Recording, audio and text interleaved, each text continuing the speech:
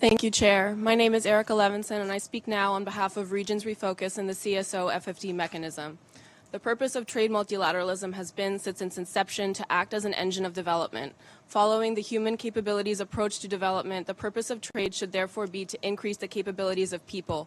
However, chronic trade deficits of Global South countries, deteriorating terms of trade for primary commodity producers, and fundamentally undemocratic trade multilateralism have instead degraded the lives of many people in developing countries, and in particular women. In this sense, and despite growth in gross domestic product, trade multilateralism has failed to meet its purpose. We agree with paragraph 42's assessment that open, fair, predictable, and we would add democratic and rules-based multilateral trade is under threat. However, we must qualify this threat. The move from multilateral to bilateral trade agreements and governance facilitated by global North countries and retaliatory trade measures by these same countries are the biggest threats. Policies deployed to nurture infant industries and domestic markets are not the enemy and play a vital role in the long-term development and structural transformation of countries. This is clear when looking back into history at the industrialization strategy of now developed countries who have contributed the bulk of historic carbon emissions. While there is the need to adapt trade to align with the remaining carbon budget and planetary boundaries, developing countries must retain policy space to develop their economies in light of climate constraints at their own pace and in their own ways, while addressing social concerns in line with the principle of common but differentiated responsibility. We would add to paragraph 42 that inappropriate trade policies have outsized negative impacts on women, girls, and other marginalized constituencies. Predatory or insensitive trade policies drive countries deeper into debt and push women and girls further into the margins, including by exacerbating their burdens of unpaid care work, which current trade rules fail to recognize.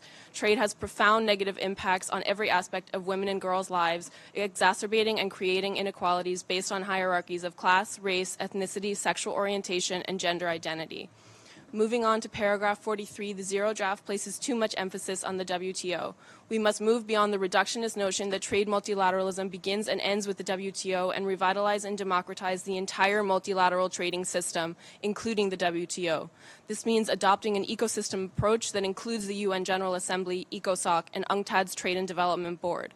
The call to implement the WTO agreements on fisheries subsidies and investment facilitation for development in paragraph 43B is premature. We echo the G77 and China's reminder that these agreements have not been adopted or ratified yet.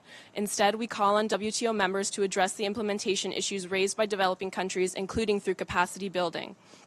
Furthermore, we urge member states to raise the ambition of paragraph 43C and call on WTO members to deliver an improved, fair, and equitable dispute settlement system that works for all countries, especially developing countries and LDCs, by the 14th WTO Ministerial Conference in 2026.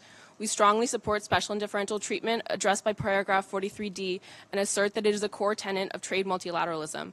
Because of this centrality, we must go one step further and institutionalize this principle beyond the confines of the WTO. We call for a multilateral agreement under the UN that reaffirms, updates, and strengthens special and differential treatment in a precise, effective, and operational way for developing countries, in particular LDCs, LLDCs, and SIDS, in all trade agreements.